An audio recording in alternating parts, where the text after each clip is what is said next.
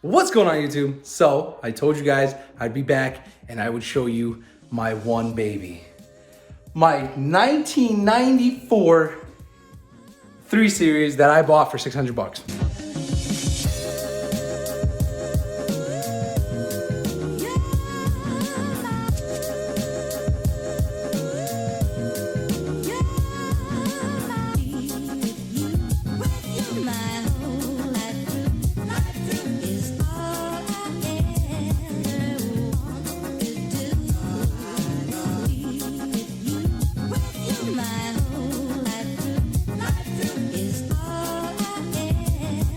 Now, you're probably wondering, how do you get a BMW for 300 bucks? Let me tell you how.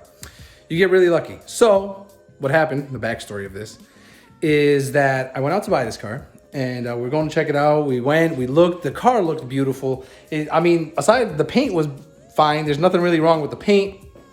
We go to check it out. What ended up working out in my favor is that, honestly, there was a little issue with the transmission. So the problem is these things come with like a connector rod from the shifter down to the transmission.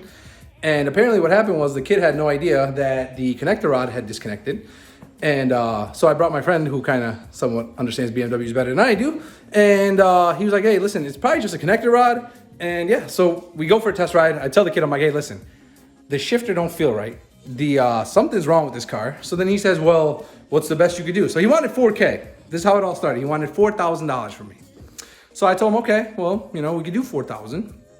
I said, let me come check the car out. I checked it out. It didn't look anything like this at first, so let me tell you that. And we ended up looking at it. It needed a few things. Definitely, the inside was, kind of messed up. The doors were, the door cards on all these BMWs are the same. So the door cards were pretty messed up, and we ended up doing the front bumper. It just needed work. It was all dented up because I guess it was it was in some type of a crash.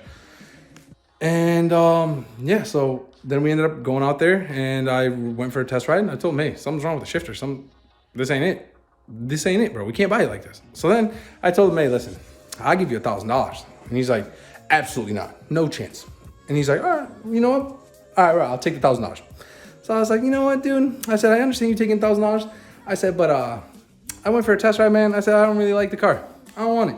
So he's like, what do you mean you don't want it? I was like, I'll give you 600 bucks. He's like, no, now you're just trying to like disrespect me. I said, okay, that's fine. I said, no problem. I said, thank you for your time. Thank you for your offer, this, that, blah, blah. He said, all right, cool. So then I ended up walking back to my car. I'm about to drive off, start my truck, whatever. As soon as I'm about to start it, he comes, walks over. Hey buddy, you got the 600 right now? I said, yeah, I got the 600. He said, perfect. He goes, I'll take it. And I said, all right, let's do it up. So I ended up taking the car and here we are. So we ended up getting the car and it kind of worked out in my favor, but it's a once in a lifetime thing. That'll never happen again. And from there, the registration, I guess it didn't belong to that kid. And it belonged to someone who had passed away. So it was almost impossible for me to register the car. The amount I had to contact lawyers, it was insane.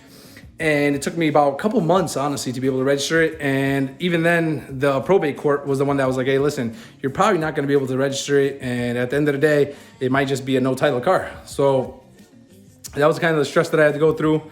But at the end of the day, they kind of made it work. We went through probate court, all that. Went through lawyers, and they were able to get the registration. I found the old owner, the guy who was registered before someone passed away. So then we got that guy to sign the other title, and here we are. We got the car, it's registered, and so now we're here.